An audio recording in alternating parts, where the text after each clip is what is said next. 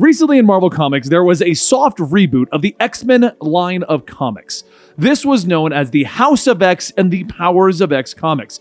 Each of these were a 6-issue series that were intended to be read intertwined, and they had a lot of text and a lot of things going on with the intention of reorganizing the X-Men line of books and getting them in a very single direction that many fans are excited about. Originally, we were talking about doing a full 12-issue storyline of both books and how they intertwined and how it's all going to work out, but we realized that the X-Men books are now all coming out with different books, such as X-Force and Excalibur and the New Mutants, and if we did it that way, where we went through each of the House of X books and the Powers of X books, you would not be caught up in a reasonable amount of time.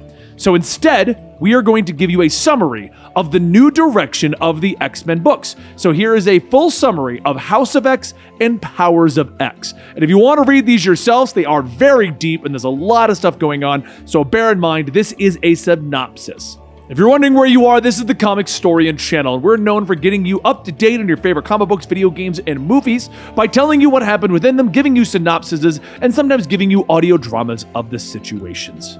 Now, let's begin our House of X and Powers of X summary. This is the beginning. On a sunny day, Charles Xavier sits on a bench, watching families enjoy a carnival at Oxford University. He stares briefly for a moment until the realization of the future comes to his mind. The thought makes him smile, but his moment of quiet clarity is interrupted as a young woman comes over to speak to him. She introduces herself as Moira and asks what made him smile just now. When he tells her that he dreamt of a better world, Moira explains that it wasn't a dream. She offers to have Charles read her mind so that he can see all that she has seen. In her first life, Moira was a teacher. She had a husband and child and lived a long and happy life, but she had no place in the larger world of mutants and heroes, and she died quietly at the age of 74.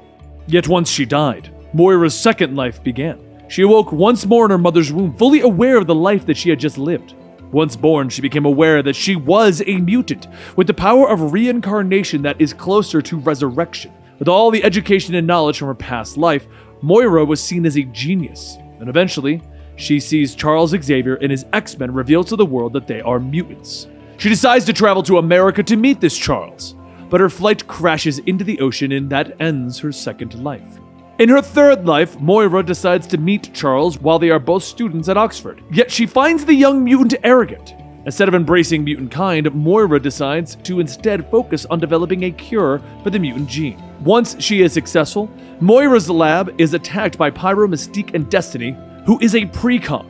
With her powers, Destiny realizes that Moira is not only a mutant, but one who continues to live her life over and over again. The group warns Moira that if she moves against mutant kind in her next life, they will find and they will kill her. Destiny also warns Moira that her powers are not endless and one day, she will not come back. It is possible that she only has 10 lives with which to live and learn from. Moira is then killed once again. And in her fourth life, she is seen working alongside Charles Xavier, eventually becoming romantically involved. They both work towards a coexistence with humankind, but the future is dark and eventually Moira is killed by a Sentinel once the machines have risen. Her fifth life sees Charles and Moira try to create a safe haven away from mutant kind, yet once again, the machines rise and Moira is killed. She watches as time passes and humanity gives way to the post-humans, beings who engineer their own DNA and augment themselves with technology. Mutants are now outnumbered by these superior beings and they're kept in preserves. A being known as the Librarian eventually reaches out to Phalanx, hoping that humanity will be accepted and assimilated into the higher civilization. Wolverine and Moira watch the end of the world looming over them. Knowing the future, Wolverine manages to kill the Librarian and turns to Moira. She knows that she must go back and ensure that this dark future never comes to be. She briefly feels a sharp pain of adamantium claws piercing her chest, and this was her sixth life. In her seventh life, Moira trains her body and her mind, forging herself into a living weapon. The plan is simple: end the lives of all of those that would bring about the rise of the Sentinels in the dark future that the machines have always led to. The entire Trask family was killed. Yet it seems that the future is almost always set and the Sentinels will rise anyway. For humanity fears mutant kind and artificial intelligence will always rise. Moira learns this as once again her life is taken by a Sentinel. Giving up on Charles and his dream of the future, she decides to instead work alongside Magneto, fighting for a future where mutants will rule over the inferior humans. But the heroes of the age work against them and the Brotherhood is stopped by the X-Men and the Avengers, ending her 8th life. Her 9th life saw her take the hand of Apocalypse to take over the world. She stood by his side for a time and the heroes of the world fell, yet the machines rise as they always do. 100 years in the future, the world of man is ruled by Nimrod the Lesser, who has created an army of Sentinels. Few mutants remain. Some are from before the war, but others are known as chimeras, hybrids that were created by Mr. Sinister by splicing together DNA.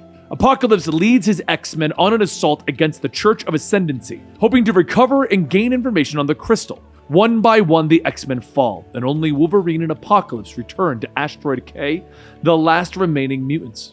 Yet the mission was successful, and the information crystal details the rise of Nimrod and his forces.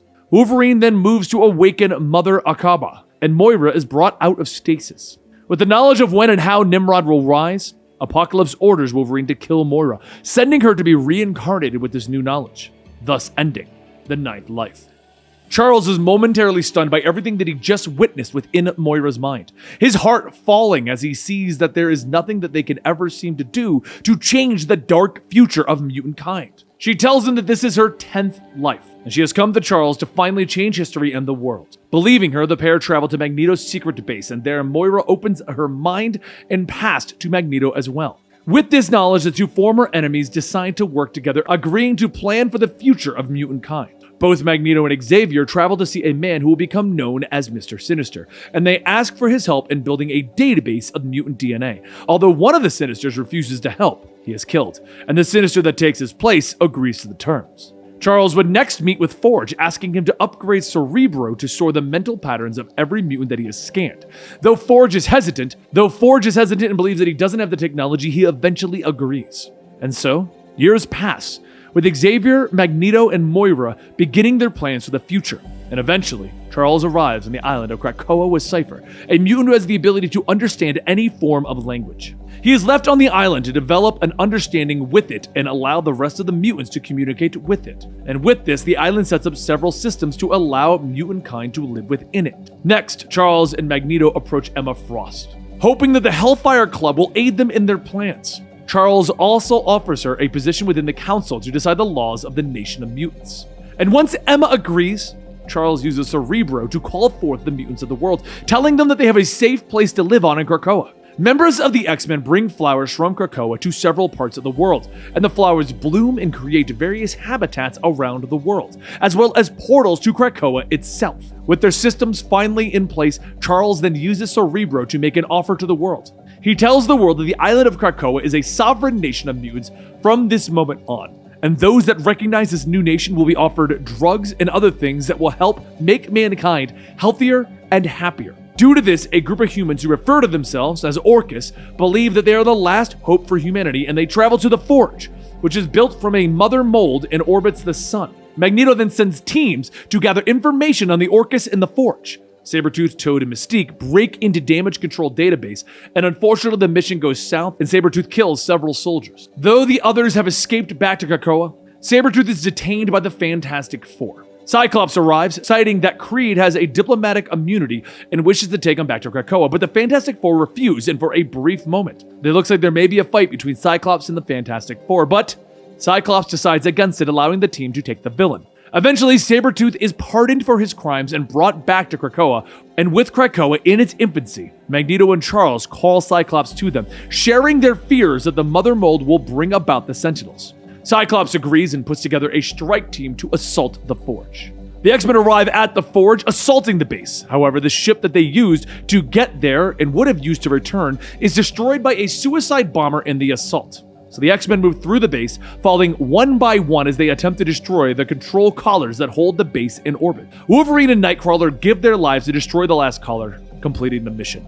And in the final moments, Cyclops is executed, and Jean floats through space in an escape pod, suddenly attacked by Sentinels. However, back on Krakoa, it's revealed that a group of mutants known as the Five are able to resurrect dead mutants, and the X-Men are reborn within Krakoa. And Storm announces to the gathered crowd that the Five allow them to defeat death. And at the same time, Krakoa is recognized by the UN as a sovereign nation.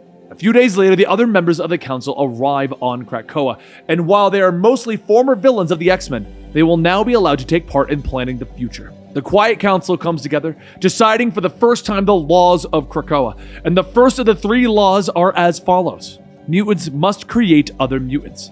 Mutants shall not murder humans, and the land of Krakoa must be respected. With this done, they pass judgment on Sabretooth, finding him guilty and sentencing him to exile within Krakoa.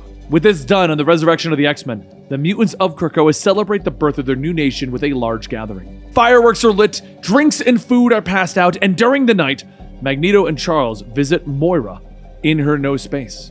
After hearing the use of the Quiet Council, Moira expresses her distrust of Emma. She also discovers that Emma wishes to have Destiny resurrected. She believes that this is a bad idea, since she feels that the precog will ruin everything if she sees some of the potential dark futures. But Magneto and Charles both assure her that this time, the future of mutant kind will be different.